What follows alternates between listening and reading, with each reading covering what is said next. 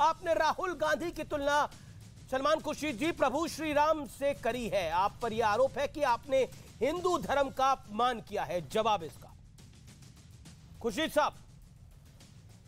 आप हिंदू धर्म समझते हैं? बिल्कुल। पहली बात। दूसरी बात, आपने तुलना का शब्द इस्तेमाल किया, मैंने तुलना नहीं की। अगर आप मीडिया में हैं तो आपको मीडिया में जो कहा जाता है, लिखा जाता है, उसको आपको पढ़ना चाहिए। हम इस देश में भगवान राम की आस्था है, औरों की भी है आस्था। जो आस्था है और जो उनकी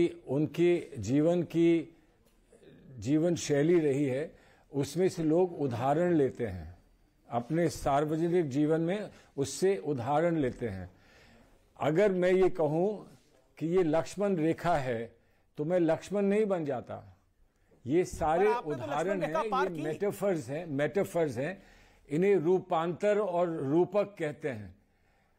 आप लोग सब भूल गए हैं। उसमें मैंने ये कहा जैसे भगवान राम का संदेश उनकी खड़ाओं से जाता था, वैसे ही अगर किसी क्षेत्र में राहुल जी नहीं आते तो हम खड़ाओं लेकर आए हैं, हम उनका संदेश लेकर आए हैं।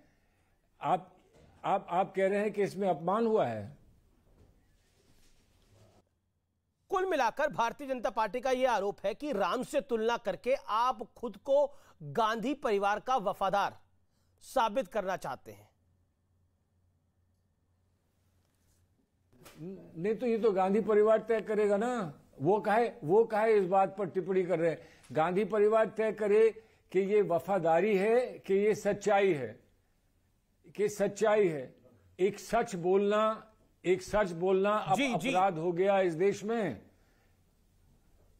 तो फिर क्या बचा है इस देश में अगर हम सच नहीं बोल सकते? अगला सवाल यह भी उठ रहा है कि आखिर क्यों हर बार हिंदू देवी देवताओं की तुलना नेताओं से की जाती है और क्यों यह तुलना किसी और धर्म के साथ नहीं होती है? क्रिश्चियनिटी के साथ, इस्लाम के साथ क्यों नहीं होती है? क्या हिंदू सॉफ्ट टारगेट है? सलमान खुर्शीद साहब जवाब। तुलना शब्द कहां से आया? मैं आपने कहा राजनीति छोड़ दूंगा अगर तुलना शब्द मैंने इस्तेमाल किया हो।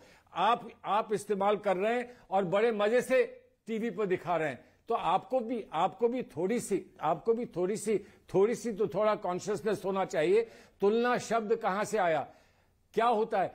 क्या रूपांतर और रूपक तुलना होती है? क्या मेटाफर क्या तुलना होता है? क्या मेटाफर एक तुलना होता है? या किसी महान व्यक्ति पर कुछ कहना कि हम उसकी तरह बन जाएं, उसकी जीवन शैली पर हम जिए, क्या वो अपमान होता है? हम अगर ये कहें कि हम जीसस के कदम पर चलते हैं, सैक्रिफाइस करें, या हम कहें हम महात्मा गांधी की अहिंसा के रास्ते पे चलते हैं, तो हम महात्मा गांधी का अपमान कर रहे हैं। आप इसका क्या है? मुझे आप इसका जवाब देना नहीं चाह रहे।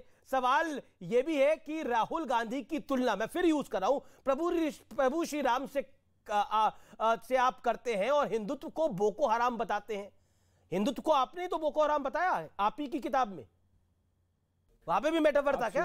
आप सुनिए, मैं अगर कोई अच्छी बात कह रहा हूं तो आप ये कह रहे हैं कि किताब में आपने कुछ और लिखा था। या तो आप किताब पर बहस कर लीजिए या मैंने जो कहा है उस पर बहस कर लीजिए। अगर आपने दोनों चीजें नहीं पढ़ी, आप दोनों चीजें नहीं जानते, तो मैं सिर्फ आप पर मुझे दया आती है, बस, और कुछ नहीं। आप दिखा रहे हैं, दुनिया को आप दिखा रहे हैं कि आप ना किताब समझते हैं, ना आप भावना समझते हैं, ना आप हिंदू धर्म समझते हैं, ना आप इंसानियत समझते हैं। बस इतना मैं कह दूं। अब बताइए, अब और मैं से आपके लिए आपकी क्या तारीफ कर सकता हूं? अब आपको मेरे को यह बताने की जरूरत नहीं है कि मैंने कौन सी किताब पढ़ी है। शायद आपने जो किताब पढ़ी है वो किताब मैंने नहीं पढ़ी होगी, मेरी किताब कुछ और होगी। राहुल गांधी कहते हैं कि भारत जोड़ो यात्रा नफरत के खिलाफ है, लेकिन फिर खुद ही कहते हैं कि देश में कहीं भी नफरत नहीं है।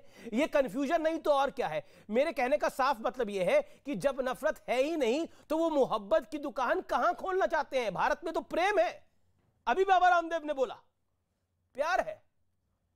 कोई कंफ्यूजन है? कोई कंफ्यूजन नहीं है, कोई कंफ्यूजन है। अच्छा सुन लीजिए, तो आप बताइए, नफरत नहीं है तो मोहब्बत ना बिखारें। मैं आपसे बात कर रहा हूं, कोई कारण है जो मैं आपसे बात कर रहा हूं। लेकिन राहुल जी ने राहुल जी ने जो कहा वो यात्रा में जो उन्होंने देखा वो कहा, लेकिन जो देश में हो रहा है उसके कारण वो यात्रा कर रहे हैं। अब आपको अगर ये बात समझ में नहीं आती तो मुझे कहना पड़ेगा, मुझे दया आती है आप पर। चलिए, आप दया करते रहिए। बहुत बहुत शुक्रिया आपका हमारे साथ जुड़ने के लिए, अपनी राय देने के लिए।